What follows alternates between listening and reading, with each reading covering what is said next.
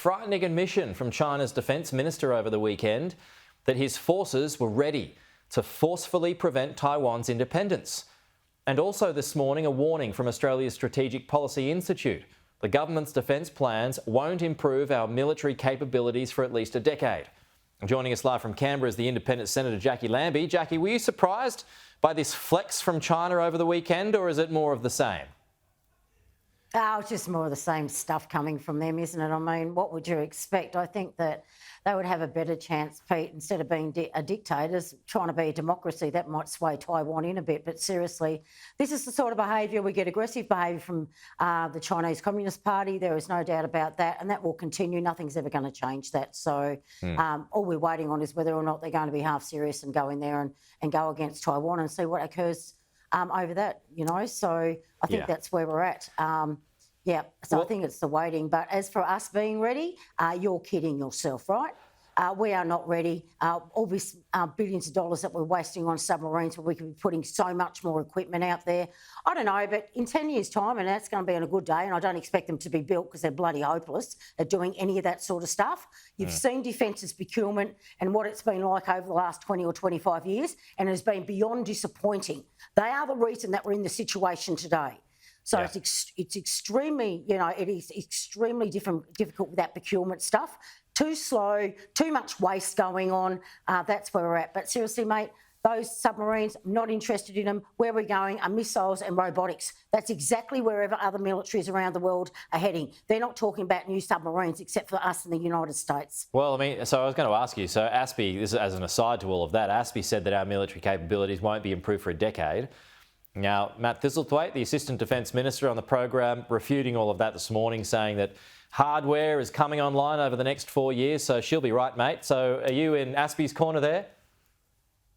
Yeah, I definitely am in ASPI's corner, and if anybody's got the read on the ground, it will be ASPI, I can assure you. So if ASPI's saying they're being kinder than me, though, saying, it would take 10 years, I'd say you'd want another 20, and you better start doubling up your defence spending to get anywhere there. But the biggest problem we have right now is, once again, is keeping those guys in uniform and keeping them serving and getting people to actually join up. That's the problem that we're having today. That's one of the major problems, if not the biggest issue that we have today, are serving people. On to another topic, Jacqui, a forward look at the Fair Work Commission today. It's in about 2 hours' time from now, so 2.6 million Australians, they stand to get a pay rise. Are you concerned that if it goes too big today, it becomes inflationary? I am a little bit concerned. There has been some big pay rises over the last, 6 to 8 months out there. What I do know is we have just over 3 million Australians living below the poverty line, 700,000 of them are children. I would like to see more money generated in that direction, because they'll only spend on essentials and pay their bills.